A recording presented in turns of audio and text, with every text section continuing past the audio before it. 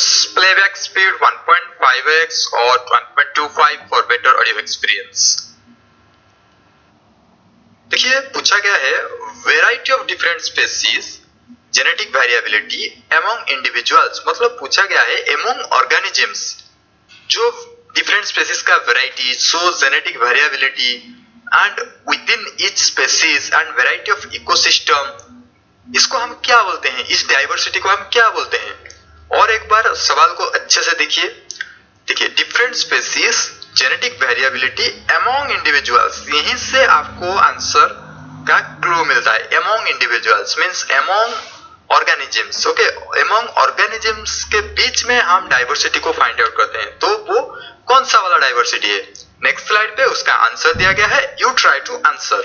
Okay next, Baba Amte was the leader of. देखिए बाबा आमते, ये जो different movement India history of environmental science के chapter से ये सवाल लिया गया है और बहुत सारे मूवमेंट चलाया गया था हिस्ट्री में टू सेव आवर एनवायरमेंट, तो उनमें से बाबा आमते एक मूवमेंट का हेड लीडर थे आप बोल सकते हैं। तो वो कौन सा वाला मूवमेंट था। देखिए वहां पे हम सिर्फ आंसर डिस्कस नहीं करेंगे, I have to explain all. Okay, मैं आपको Appiko movement, Chipko movement, Narmada Bachao, Tehri dam movement detail में आपको चारों के चारों ऑप्शन एक्सप्लेन करूंगा, so don't worry about that. क्योंकि एग्जाम में कुछ भी पूछा जाए आपको क्लिक करना है। वैसे ही इस सवाल का आंसर मैं सिर्फ और सिर्फ आंसर नहीं दूंगा, उसके साथ ही साथ सबके सब डाइवर्सिटी हम डिटेल में डिस्कस करेंगे। Wait for next slide. So हमारा आंसर होगा option C, biological diversity. So जान लेते हैं बायोलॉजिकल डाइवर्सिटी है क्या, क्यों हुआ ये आंसर। ओके देखिए पहले तो बायोलॉजिकल डाइवर्सिटी में हम नंबर को स्टडी करते हैं, वैरायटी एंड वेरिएबिलिटी को स्टडी करते हैं, अमंग ऑर्गेनिजम्स, अमंग इंडिविजुअल, इसको आप मतलब की पॉइंट समझ के चलिए, among organism, among individual. Okay ऐसा आता है तो बायोलॉजिकल डाइवर्सिटी में क्लिक करना है। और बायोलॉजिकल डाइवर्सिटी एक वास्ट टर्म आप बोल सकते हैं, वास्ट डाइवर्सिटी आप बोल सकते हैं, जिसके अंदर जेनेटिक डाइवर्सिटी भी जाता है, स्पेसीज रिचनेस भी जाता है, इकोसिस्टम डाइवर्सिटी भी जाता है। ओके सो सारे के सारे डाइवर्सिटी, तीनों के तीनों basic diversity comes under biological diversity. तो वहीं से आप ये चीज भी याद रख लीजिए, जेनेटिक डाइवर्सिटी बहुत ही बिलो रैंक का होता है, बहुत ही छोटा होता है। ओके उससे बड़ा होता है स्पेसीज डाइवर्सिटी, उससे बड़ा होता है इकोसिस्टम डाइवर्सिटी। सो यहाँ पे और क्लैरिफिकेशन के लिए यहाँ पे फोटोग्राफिक मेमोरी आपके लिए वेट कर रहा है। सो यहाँ पे genetic diversity versus specific diversity आप चाहें तो पढ़ सकते हैं, मैं आपको थोड़ा थोड़ा हिंट दे देता हूँ। जैसे कि जेनेटिक डाइवर्सिटी मतलब diversity of genes. Okay diversity of genes within a species, within a species अगर जीन का डाइवर्सिटी आप स्टडी कर रहे हैं वो होता है जेनेटिक डाइवर्सिटी। अगर स्पेसीज डाइवर्सिटी की बात किया जाए, different species in a particular area पे अगर आप डिफरेंट स्पेसीज को स्टडी कर रहे हैं वो होता है specific diversity. Okay then genetic diversity में देखिए related to the number of genes, ये जीन से रिलेटेड है और जीन्स पूल कहां पे मिलेगा आपको, पॉपुलेशन पे।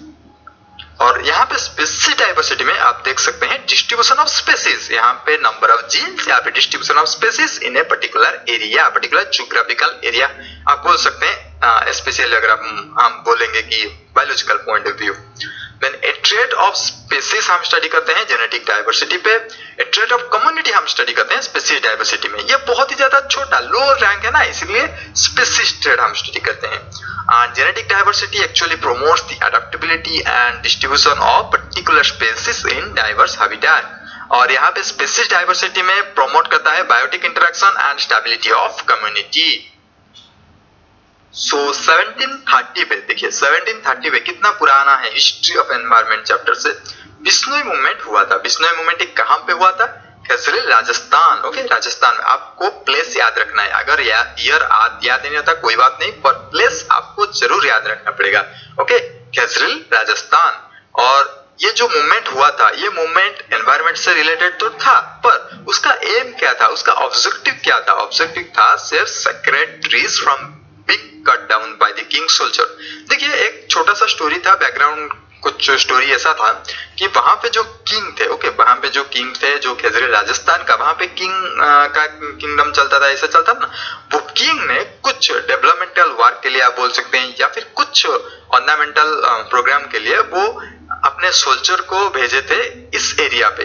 ये जो बिश्नोई विलेजर जहाँ पे रहते थे उसके नियर में एक एरिया था, वहां पे किंग से सोल्जर को भेजे थे ताकि वो ट्रीज को कट कर सके, ताकि कुछ प्रोग्राम आगे बढ़ सकते, कुछ प्रोग्राम हो सके। पर क्या हुआ ना, बिश्नोई विलेजर्स जो गांव था उसके पास, वो जो एरिया के पास, तो वो सब इसको प्रोटेस्ट किए क्योंकि वो सेक्रेट ट्रीज थे। ओके, सेक्रेट ट्रीज मतलब वो लोग उसे पूजते थे, वो लोग उसे वर्शिप करते थे। ओके, तो इसीलिए वो किंग सोल्जर को प्रोटेस्ट किए। किंग सोल्जर जब काटने के लिए आए पेड़, वो मतलब खुद जाकर वो पेड़ के साथ चिपक गए। सो अमृता देवी थे जो बिश्नोई विलेजर्स, उनका लीडर थे अमृता देवी। नाम तो आपको याद रखना पड़ेगा, इसलिए इसको बोल्ड भी किया हुआ है। तो अराउंड क्या हुआ ना, जो इस प्रोटेस्ट के दौरान तो क्या हुआ, 363 बिश्नोई विलेजर्स वर किल्ड। बहुत बड़ी बात है 363। तो इतना लोग मरने के बाद क्या हुआ, महाराज को उनको मतलब ये रियलाइज हुआ कि इस एरिया को डेडिकेटेड कर देना चाहिए प्रोटेक्टेड एरिया के थ्रू। इस एरिया को पूरे के पूरे रेस्ट्रिक्शन कर देना चाहिए। सो क्या हुआ, Maharaj designated the Bishnoi state as a protected area.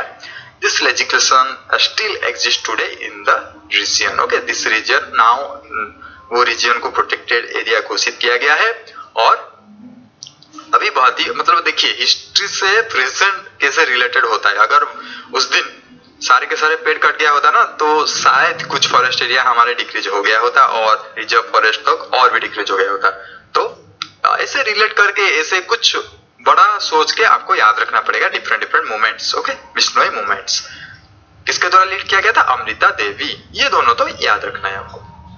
Now Chipko movement के बात करते हैं। देखिए चिपके जाना, ये पता है ना, हॉग द ट्री। ओके, ये होता है चिपको मूवमेंट। ये हुआ था 1973 में। ये याद रखने की जरूरत नहीं कहां पे हुआ था, प्लेस आपको याद रखना ही पड़ेगा, in Chamoli and Tehri Garhwal district of Uttarakhand. ये उत्तराखंड में हुआ था। ओके, ये याद रखिए, चामोली एंड देहरी डिस्ट्रिक्ट याद रख सकते हैं। और कहां पे पर्टिकुलर अगर पूछा जाए, हिमालयन स्लोप। ओके, क्योंकि क्या हुआ था, वो फॉरेस्ट एरिया को कॉन्ट्रैक्टर को लीज पे दिया गया था। ओके, तो वो लोग आए, वो कॉन्ट्रैक्टर आए पेड़ काटने के लिए। पर क्या हुआ ना, वहां पे जो लीडर्स थे, उनके साथ जो सब पार्टिसिपेंट थे, जो लोग मूवमेंट प्रोटेस्ट कर रहे थे, वो लोग चिपक गए ट्री के साथ। ऐसे रिलेट कीजिए, चिपक गए ट्री को हक के लिए। अगर काटना है तो ट्री के साथ साथ उनको भी काट लीजिए। सो इसी वर्ड से आया है चिपको मूवमेंट। ओके, तो आपको क्या याद रखना है, आपको याद रखना है कि कहां पे चिपको मूवमेंट हुआ था, उत्तराखंड में। डिस्ट्रिक्ट अगर पूछा जाए, चमोली, देहरी गढ़वाल डिस्ट्रिक्ट। और लीडर कौन थे, ये एग्जाम में बहुत बार आ चुका है और आगे भी आएगा, सुंदरलाल बहुगुणा। उसके साथ साथ गौरा देवी, सुदेश देवी, बचिनी देवी, ये भी कुछ गिने चुने लीडर थे। पर सुंदरलाल बहुगुणा जो मोस्ट पावरफुल लीडर थे, वो थे सुंदरलाल बहुगुणा। आपको ये तो याद रखना ही पड़ेगा। तो क्या हुआ, become a turning point in the history of eco development struggles in the region and around the world. So contractor से पेड़ को बचा लिया गया और ये टर्निंग पॉइंट था इको डेवलपमेंट स्ट्रगल के। सो इसीलिए हम इसको आज भी याद करें। Save Silent valley movement. Silent valley movement भी एक बहुत बड़ा चीज रहा है हिस्ट्री में। 1978 में ये हुआ था। तो क्या हुआ था, साइलेंट वैली एक जगह है, पलक्कड़ डिस्ट्रिक्ट ऑफ केरला में होता है। ओके, और केरला में आपको तो पता ही है, शोला फॉरेस्ट बहुत ज्यादा है, एवरग्रीन ट्रॉपिकल फॉरेस्ट बहुत ज्यादा है, क्योंकि वहां पे बहुत ज्यादा सनलाइट और बहुत ज्यादा बारिश होता है, इसलिए। ओके, तो साइलेंट वैली नेशनल पार्क, अभी तो वो साइलेंट वैली नेशनल पार्क हो गया। और वो किस लिए फेमस है, ये याद रख लीजिए, lion tail macaque. Okay, lion tail एक मैक्यू वाइल्ड लाइफ के लिए वो फेमस है, उसको हम रिजर्व करते हैं वहां पे। Okay, McCue. सो ये आपको याद रखना ही तो पहले पड़ेगा। Okay, silent valley national park किस जिले पे है, पलक्कड़ डिस्ट्रिक्ट में। तो जो हुआ था साइलेंट वैली मूवमेंट जो हुआ था, वो क्या हुआ था, to protect the silent valley being destroyed by hydroelectric project. So एक हाइड्रो इलेक्ट्रिक प्रोजेक्ट का प्रपोजल था। पर ये क्या हुआ ना, कोई भी हाइड्रो इलेक्ट्रिक प्रोजेक्ट या फिर माइनिंग प्रोजेक्ट को अगर आप डेवलप करेंगे या फिर प्रोग्रेस करेंगे, बहुत सारे पेड़ कटेगा, बहुत सारे एनवायरमेंटल इश्यू होगा, ये तो सभी को पता है। सो इससे प्रोटेस्ट किए बहुत सारे लोग और आज वो एक साइलेंट वैली नेशनल पार्क हो गया। तो कौन कौन लीडर थे? केरला शस्त्र साहित्य परिषद, ओके, ये थे KSSP लीडर थे, एक एनजीओ के द्वारा ऑर्गेनाइज्ड ये संस्था है। तो याद रखेंगे सुगाथा कुमारी, ओके, ये है मेन लीडर जिसको आपको याद रखना पड़ेगा, okay. Silent valley movement. Now comes to Appiko movement, okay. Appiko movement हुआ था 1983 पे Uttara Kannada and Shimoga district of Karnataka. So देखिए चिपको मूवमेंट का हुआ था, चिपको मूवमेंट हुआ था उत्तराखंड में, ओके। और वो जो चिपको मूवमेंट था उसके लीडर थे सुंदरलाल बहुगुणा। ये चीज तो मैंने बता चुका हूँ। सो इससे आप रिलेट कर दीजिए, लिंक कर दीजिए। आप बोल सकते हैं साउदर्न, ओके, साउदर्न चिपको मूवमेंट होता है ये अपिको मूवमेंट। और अपिको मूवमेंट में जो हेड थे वो थे पांडुरंग हेगड़े। क्योंकि बहुत सारे ऐसे कॉमन पीपल थे, पर अगर एग्जाम में पूछा जाएगा तो ये पूछा जाएगा पांडुरंग हेगड़े, ओके। तो एम क्या था? Against the felling and commercialisation of natural forest and ruin of ancient livelihood. वही सेम चीज, फॉरेस्ट को, जंगल को काट के कुछ कमर्शियलाइज करना चाहते थे, तो ये सेम चीज है, ओके। तो southern version of Chipko movement आप बोल सकते हैं अपिको मूवमेंट। चिपको मूवमेंट थे सुंदरलाल बहुगुणा और अपिको मूवमेंट में पांडुरंग हेगड़े। तो सदर्न वर्जन ऑफ, तो वही चीज है, लीडर्स कोई नहीं थे, मतलब बहुत सारे कॉमन पीपल थे, बहुत सारे कॉमन पीपल प्रोटेस्ट किए। देन कम्स टू नर्मदा बचाओ आंदोलन। देखिए नर्मदा बचाओ आंदोलन एक बहुत ही सक्सेसफुल रहा है। 1985 में ये हुआ था। कहाँ पे? नर्मदा रिवर के, ऑब्वियसली नर्मदा बचाओ आंदोलन मतलब नर्मदा रिवर में हुआ होगा। तो नर्मदा रिवर फ्लो क्या है? गुजरात में, मध्य प्रदेश में, महाराष्ट्र में, ओके। ये तीनों स्टेट नर्मदा रिवर का आप बोल सकते हैं सोर्स ऑफ लाइफ आप बोल सकते हैं, ओके। तो a social movement against a number of large dams being built across the Narmada river, okay. क्या था प्रपोजल कि नर्मदा रिवर के बैंक पे हम बहुत सारे डैम्स बनाएंगे और उसी डैम से इंडस्ट्रियल सेक्टर को हम पानी देंगे, पानी को यूज करेंगे। तो जो भी हो फाइनली नर्मदा रिवर को पोल्यूशन से बचाया गया इस नर्मदा बचाओ आंदोलन से, इतना याद रखिए। और लीडर्स जो कि अभी एग्जाम में पूछा गया था, मेधा पाटेकर, बाबा आमटे। बाबा आमटे देखिए यहाँ पे नोट कीजिए, बाबा आमटे होते हैं नर्मदा बचाओ आंदोलन के लीडर। आदिवासी फार्मर्स, बहुत सारे एनवायरमेंटलिस्ट, ये सब मिलकर प्रोटेस्ट किए। एग्जाम पूछा जाता है Medha Patkar and Baba Amte. Which one of the following states of mercury is volatile? देखिए यहाँ पे पूछा गया है कौन सा वाला स्टेट मर्क्यूरी का वोलाटाइल है। ये एक टेक्निकल सवाल है, मतलब बहुत ही आसान है, पर आपको पता होना चाहिए कि मर्क्यूरी एक मेटालिक एलिमेंट है या फिर नॉन मेटालिक है, क्या है मर्क्यूरी। कौन से वाले ऑप्शन होगा mercury? You try to answer, the answer is in next slide. Mercury is volatile in atomic stage. You can see here answer is option C. तो mercury is volatile element, okay.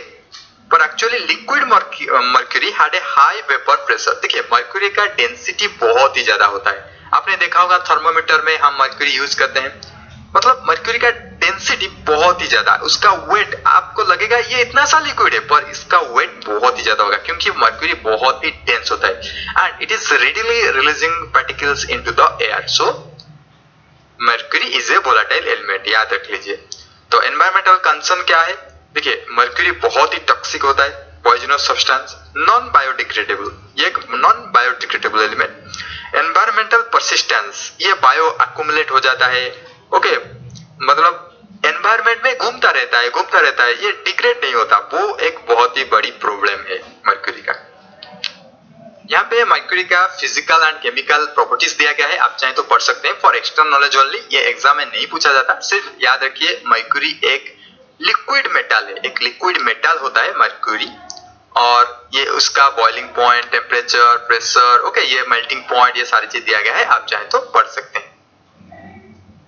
जैसे कि मैंने बोला कि mercury एक बहुत ही dense metal, heavy metal category में आता है, किंतु डेंसिटी देखिए 13.6 पर क्यूबिक सेंटीमीटर, देखिए कितना ज्यादा इसका वेट होगा। Thus objects such as bricks, cannibals, lumps of lead, iron float in mercury. So इसीलिए ये सारे चीज मर्क्यूरी में फ्लोट करते हैं। Okay, it's a poor conductor if he heat but fair conductor of electricity. Electricity flow करता है पर हीट के लिए बैड कंडक्टर आप बोल सकते हैं। ओके, मर्क्यूरी का 7 आइसोटोप मिलता है। आप देख सकते हैं यहाँ पे लिखा गया है बहुत सारे आइसोटोप मर्क्यूरी का, पर ये जस्ट फॉर नॉलेज आप पढ़ लीजिए, पर इसको याद रखने की कोई जरूरत नहीं है। Mercury reacts with oxygen in the air very readily and reacts with some hot acids, okay, आज sulphuric acid, nitric acid, aqua regia, इसके साथ ये रिएक्शन करता है। Now our thing which effects on environment, mercury का एनवायरनमेंट के ऊपर क्या है, देखिए elemental mercury, okay, when released from broken thermometer, thermometer में एलिमेंटल मर्क्यूरी होता है जो कि ब्रोकन होता है, तो causes tremor, गिंगेविटीज and excitability, okay, ये होता है ह्यूमन के ऊपर क्या इफेक्ट डालता है। उसके बाद देखिए methyl mercury, normally mercury use करते हैं गोल्ड माइन साइट में, गोल्ड को एक्सट्रैक्शन करने के लिए मर्क्यूरी को यूज करते हैं, ओके, और ये बहुत ही ज्यादा टॉक्सिक है, मिथाइल मर्क्यूरी तो बहुत ही ज्यादा टॉक्सिक है। सो ये जनरली किडनी एंड लिवर को डैमेज करते हैं, ओके, मर्क्यूरी डैमेज करता है किडनी एंड लिवर को स्पेशली, और इम्यून सिस्टम को वीक कर देता है, ओके, बहुत से चीजें होता है। इसका हाफ लाइफ ह्यूमन ब्लड में अराउंड 50 डेज, इसका मतलब यहीं से आप पता लगा सकते हैं कितनी स्लो ऑब्जर्व होता है mercury in human body. So this is our end of the video. If you like this video, please like and subscribe this channel so that you will get more videos in time.